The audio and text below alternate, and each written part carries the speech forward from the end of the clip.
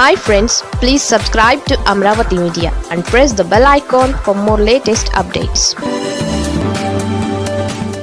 సినిమాల్లోకి రోజా re entry. మరి politics సంగతి ఏంటి?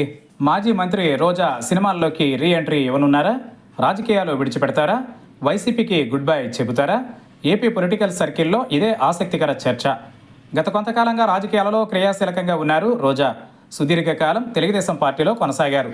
తెలుగు మహిళా రాష్ట్ర అధ్యక్షురాలిగా వ్యవహరించారు. అయితే టీడీపీ అభ్యర్థిగా పోటీ చేసి ఓడిపోయారు.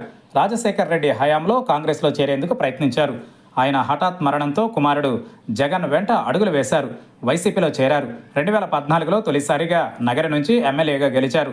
అయినా సరే నటన మాత్రం ఆపలేదు. బుల్లి తెరతో పాటు వెండి తెరపై అప్పుడప్పుడు కనిపించేవారు. అయితే 2019లో వైసీపీ గెలిచింది. పునర్వ్యవస్థీకరణలో మంత్రి పదవి దక్కింది. అప్పటి నుంచి సినిమాలతో పాటు బుల్లి తెరకు గుడ్ బై చెప్పారు రోజా. అయితే ఈ ఎన్నికలలో వైసీపీ ఓడిపోయింది. ఆమె సైతం ఘోరంగా ఓడిపోయారు. అయినా సరే పార్టీ అధికార ప్రతినిధిగా రోజా వ్యవహరిస్తున్నారు. ఇటువంటి తరుణంలో తాను సినిమాలలో నటిస్తానని చెప్పుకొచ్చారు రోజా. ఓ టీవీ ఇంటర్వ్యూలో ఆసక్తికర విషయాలను వెల్లడించారు. రోజా ఒకప్పుడు తెలుగు, తమిళ చిత్ర పరిశ్రమలను ఊపేశారు. తెలుగులో అగ్ర కథానాయకులతో కలిసి నటించారు. తిరుగులేని స్టార్ హీరోయిన్గా వెలిగారు. సినిమాల్లో ఉంటూనే రాజకీయాల్లోకి ఎంట్రీ ఇచ్చారు. తెలుగుదేశం పార్టీలో 2 సార్లు నగర నియోజకవర్గం నుంచి పోటీ చేసి ఓడిపోయారు. వైసీపీలో చేరాక ఆమెకు కలిసి వచ్చింది. ఎమ్మెల్యేతో పాటు మంత్రి కూడా అయ్యారు. ఇప్పుడు ఓడిపోవడంతో ఖాళీ అయ్యారు రోజా. మళ్ళీ సినిమాలపై ఫోకస్ పెడుతున్నట్లు చెప్పుకొచ్చారు. హోందాగా ఉండే ప్రాంతాలలో మాత్రమే తాను నటిస్తానని తేల్చి చెప్పారు రోజా. 1991లో హీరోయిన్గా చిత్ర పరిశ్రమలో అడుగుపెట్టారు రోజా. తొలి సినిమా ప్రేమ తపస్సు.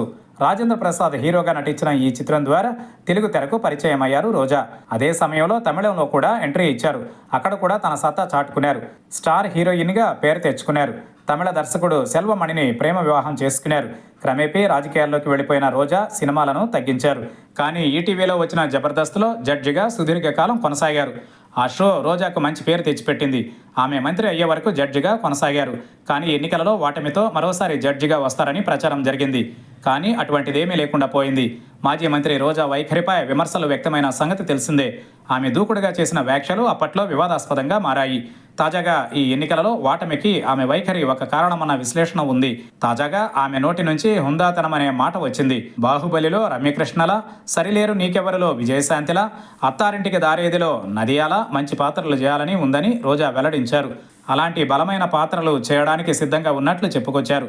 మొత్తానికైతే అటు రాజకీయాలు కొనసాగిస్తూనే ఇటు నటనపై దృష్టి పెట్టనున్నారు రోజా. మరి ఎటువంటి అవకాశాలు వస్తాయో చూడాలి.